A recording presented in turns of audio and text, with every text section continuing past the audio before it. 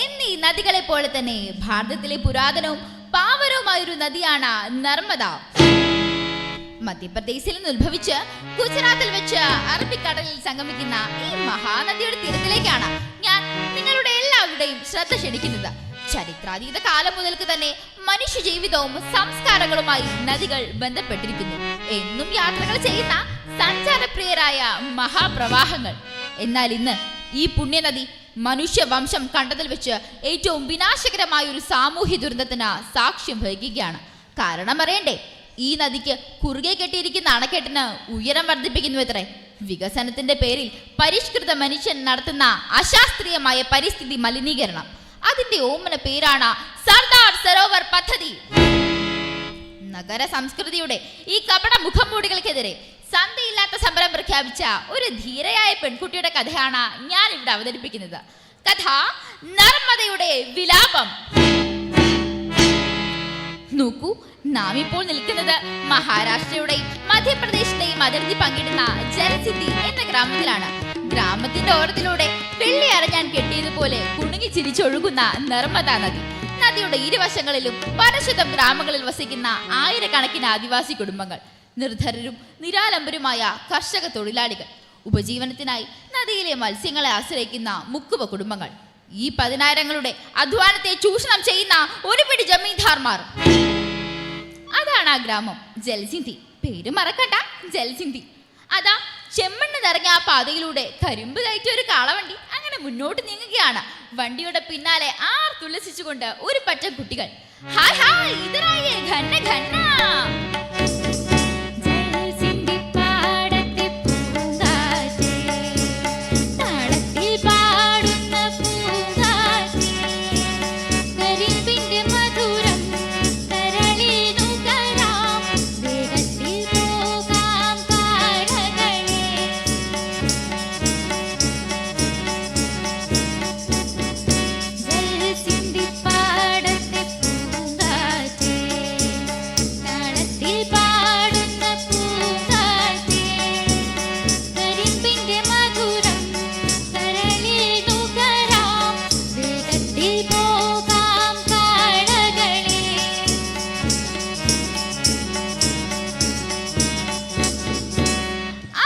പിള്ളേർക്ക് ഒരു നേതാവുണ്ട്, ഒരു 15 വയസ്സുകാരി.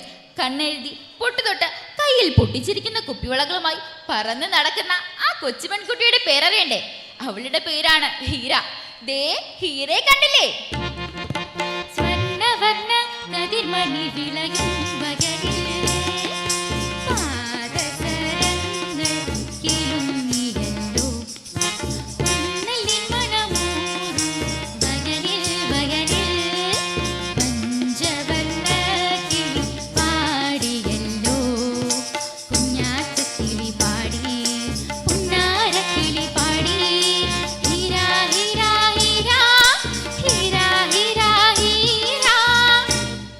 അച്ഛൻ രാംലാൽ, അമ്മ ചമ്പ. 8 പെൺമക്കളാണ് അവർക്ക്. നദീതീരത്തിലുള്ള പുറമ്പോക്ക് ഭൂമിയിലെ ആയിരക്കണക്കിന് ആദിവാസി കുടിലുകളിൽ ഒന്നിലാണ് അവർ താമസിക്കുന്നത്. പട്ടിണി പാവങ്ങൾ. ഗ്രാമത്തിൽ കൊല്ലിനും കൊലയ്ക്കും അധികാരമുള്ള ഒരാളുണ്ട്, ജമീന്ദാർ ഘനശ്യാം ഖത്രി. ഖത്രികയല്ലാട്ടോ, ഖത്രി. നിരവധി പഞ്ചസാര മില്ലുകളുടെ ഉടമയാണ് അയാൾ. അവരുടെ പഞ്ചസാര മില്ലുകളിൽ കൂടുതൽ വൈദ്യുതി ലഭിക്കാൻ അണക്കെട്ടിന് ഉയരം വർദ്ധിപ്പിക്കണമത്രേ. ഒരു ദിവസം ഖത്രിയുടെ മുന്നിൽ രാംലാൽ എത്തി. സാബ്, കുട്ടികൾ ആഹാരം കഴിച്ചിട്ട് 2 നാളായി, റേഷൻ മേടിക്കാൻ. രാംലാൽ, നിന്റെ മൂത്ത മകൾ, എന്താണ് അവളുടെ പേര്? ഹീര. അവൾ കുറച്ചു ദിവസം ഇവിടെ അടുക്കളയിൽ നിൽക്കട്ടെ. മെയിം സാബിന് അതൊരു സഹായാവല്ലോ. രാംലാലിന്റെ വയറൊന്നു കാളി. ഖത്രിയുടെ കൽപ്പന അനുസരിച്ചേ പറ്റൂ. പിറ്റേന്ന് തോണിയിൽ അവളെ യാത്രയാക്കുമ്പോൾ അവർക്ക് കരച്ചിലടക്കാൻ സാധിച്ചില്ല. തങ്ങളുടെ സ്വപ്നങ്ങൾ തകർന്നടിയുകയാണോ?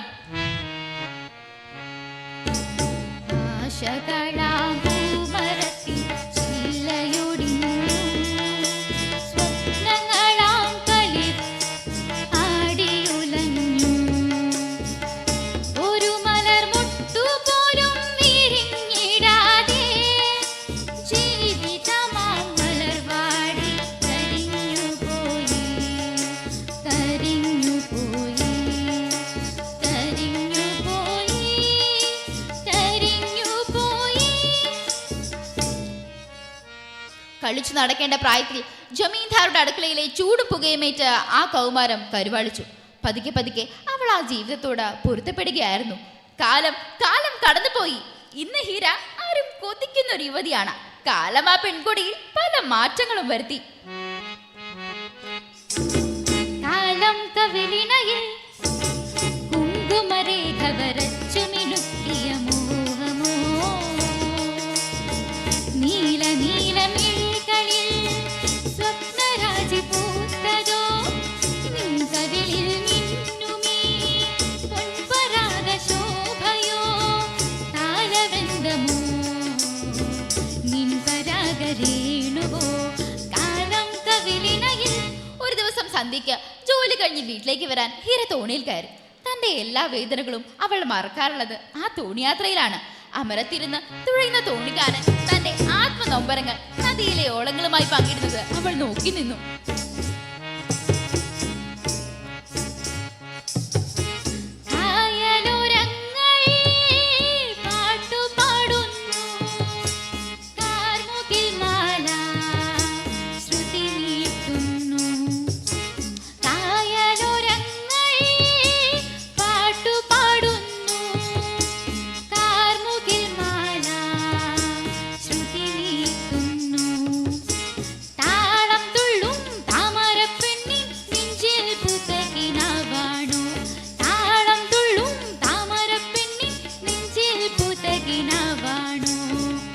പെട്ടെന്നാണ് ശക്തിയായി കാറ്റടിക്കാൻ തുടങ്ങിയത്. കോരിച്ചൊരിയുന്ന മഴയും നിമിഷ നേരം കൊണ്ട് നർമ്മദ അലർച്ചിരിക്കുന്ന ഒരു യക്ഷിയായി മാറി. തോണിയൊന്ന് ആടി വിളഞ്ഞു. ഒരു നിമിഷം തോണി നിലയില്ല വെള്ളത്തിലേക്ക് മറിഞ്ഞു. താണു പോകുന്ന തന്നെ കരുത്തറ്റൊരു കൈ താങ്ങിയത് മാത്രം അവൾക്ക് ഓർമ്മയുണ്ട്. കരയിലെത്തി കണ്ണു തുറന്നപ്പോൾ തന്നെ രക്ഷിച്ച ചെറുപ്പക്കാരൻ മുന്നിൽ നിൽക്കുന്നു. അവനെ അടിമുടിയൊന്ന് നോക്കി. നാണത്തോടെയാണെങ്കിലും ഹീര ചോദിച്ചു, എന്താ പേര്? കിരൺ. ജോലി ജോലി ജോലി തേടി വന്നതാണ്. ആ ബന്ധം ഹീരയുടെ ജീവിതത്തിലെ ഒരു വഴിത്തിരിവായിരുന്നു. ആ ചേരിയിലെ കുടിലും ഒരു വിവാഹ പദ്ധതിയായിരുന്നു. ഹീര കിരണിന്റെ ജീവിത സഖിയായി.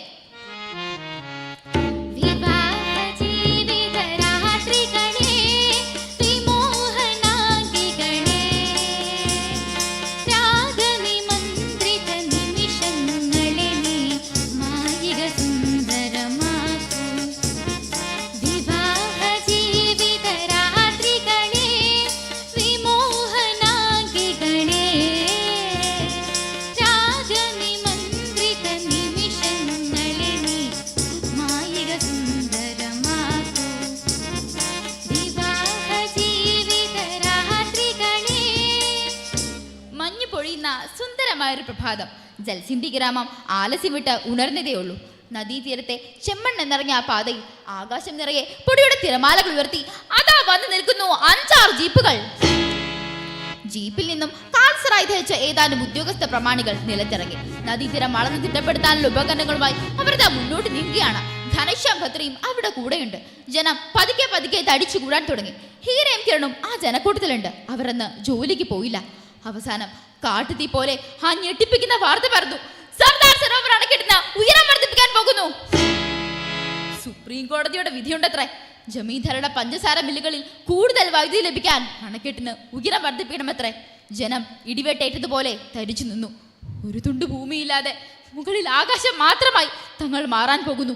പതുക്കെ പതുക്കെ അവരുടെ ദുഃഖം പ്രതിഷേധത്തിന്റെ കൊടുങ്കാറ്റായി മാറാൻ തുടങ്ങി. ഇല്ല, ഈ അനീതിക്ക് നാം കൂട്ടി നിൽക്കില്ല. പിറന്ന മണ്ണിൽ ജീവിക്കാനുള്ള അവകാശത്തിനായി നാം സമരം ചെയ്യും. നർമ്മദ ബച്ചാവോ, നർമ്മദ ബച്ചാവോ. ജനം തിരിഞ്ഞു നോക്കുമ്പോൾ പ്രതിഷേധത്തിന്റെ അഗ്നിശലാക പോലെ നിൽക്കുന്നു ഹീര. പിന്നിൽ കൈ ഉയർത്തി നിൽക്കുന്നു കിരൺ. ജനക്കൂട്ടം ഗർജിച്ചു, നർമ്മദ ബച്ചാവോ, നർമ്മദ ബച്ചാവോ. ജനങ്ങളുടെ അവകാശ സമരം ഹീരയും കിരണും ഏറ്റെടുത്തു. അവർക്ക് ആവേശം പകരാൻ നർമ്മദ ബച്ചാവോ ആന്തോളൻ എന്ന സംഘടന രൂപം കൊണ്ടു. ഗ്രാമാന്തരങ്ങളിൽ അവർ ഓടി നടന്നു. എന്നും പ്രതിഷേധ പ്രകടനങ്ങൾ, പൊതുയോഗങ്ങൾ, കുടുംബയോഗങ്ങൾ. ആ സമരം നർമ്മദയെ പോലെ മറ്റൊരു പ്രവാഹമായി മാറുകയായിരുന്നു. ലോകമെമ്പാടുമുള്ള പരിസ്ഥിതി പ്രവർത്തകരും സാംസ്കാരിക നായകരും ആ ധർമ്മ സമരത്തിന് ഐക്യദാർഢ്യം പ്രഖ്യാപിച്ചുകൊണ്ട് മുന്നോട്ട് വന്നു. ഹീര തന്റെ സമര സുഹൃത്തുക്കളോടായി ചോദിച്ചു, കരഞ്ഞെട്ടുമാ വാർത്ത കേട്ടില്ലേ നിങ്ങൾ? തൻ സിരകളിൽ തുള്ളിയും ചോരയില്ലേ? ഇവിടുത്തെ സാഹിത്യകാരന്റെ പേനയും പിടിവാളും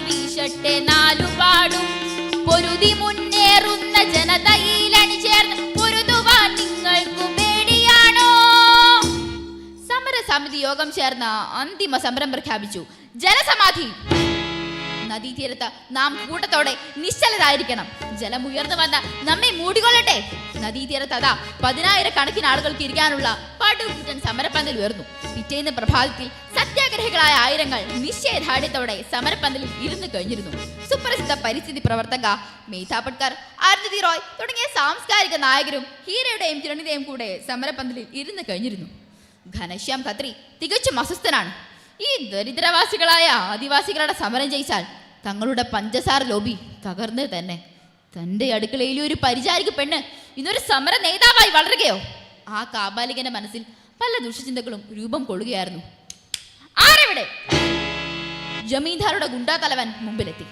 എടാ ഹരിറാം, നാളെ സമരം നയിക്കാൻ അവൾ ഉണ്ടാവരുത്, മനസ്സിലായില്ലേ? ഹീര, നിനക്കാവശ്യമുള്ളവരെ കൂട്ടി ഇന്ന് തന്നെ അവളുടെ കഥ കഴിക്കണം. ഒരു പ്രത്യേക ആവശ്യത്തിനായി സമരപ്പന്തലിൽ നിന്നും സന്ധ്യയ്ക്ക് വീട്ടിലേക്ക് മടങ്ങുകയായിരുന്നു ഹീര. പെട്ടെന്നാണ് ഗുണ്ടാസംഘം അവളെ ആക്രമിച്ചത്. തലക്കടിയേറ്റ ഹീര തളർന്ന് വീണുപോയി. ഹീര നീട്ടി വിളിച്ചു. കിരണും സുഹൃത്തുക്കളും ഓടി വന്നപ്പോഴേക്കും ഗുണ്ടാസംഘം ഓടി മറിഞ്ഞിരുന്നു. ശബ്ദ കോലാഹലങ്ങൾ കേട്ട് സമരക്കാരും നാട്ടുകാരും തീപ്പന്തങ്ങളുമായി ഓടിയെത്തി. കിരണിന്റെ മടിയിൽ അവശ്യമായി കിടക്കുന്ന ഹീര തന്റെ സമര സുഹൃത്തുക്കളോടായി പറഞ്ഞു, നമ്മുടെ സമരം പരാജയപ്പെടരുത്. എന്ത് വില കൊടുത്തു ജലസമാധി തുടരണം. അന്തിമ വിജയം നമ്മുടേതാണ്. കിരൺ. ആ കണ്ണുകൾ എന്നേക്കുമായി അടഞ്ഞു.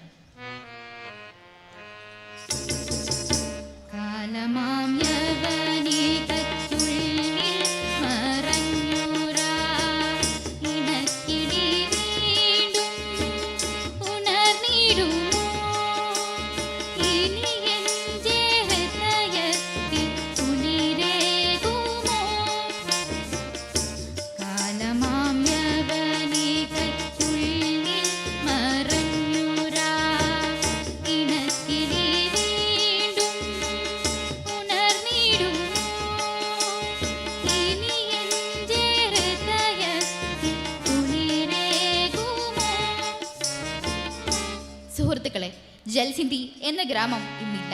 പിറന്ന മണ്ണിനും സ്നേഹിച്ച നദിക്കും വേണ്ടി ഒരു മഹാഭൂരിപക്ഷം വരുന്ന ഗ്രാമീണ ജനത നടത്തിയ ഈ ധർമ്മസമരം വികസന വിരുദ്ധമല്ല എന്ന് നാം അറിയുക. ഇത് പ്രകൃതിയുടെയും നമ്മുടെയും നിലനിൽപ്പിനായുള്ള അന്തിമ സമരമാണ്. അകലെ നിന്നാണെങ്കിലും ഈ ധർമ്മസമരത്തിന് ഒരുപിടി രക്തഹാരങ്ങൾ അർപ്പിക്കുന്നു. നർമ്മദയുടെ ദുഃഖം ഇവിടെ അവസാനിക്കുന്നില്ല.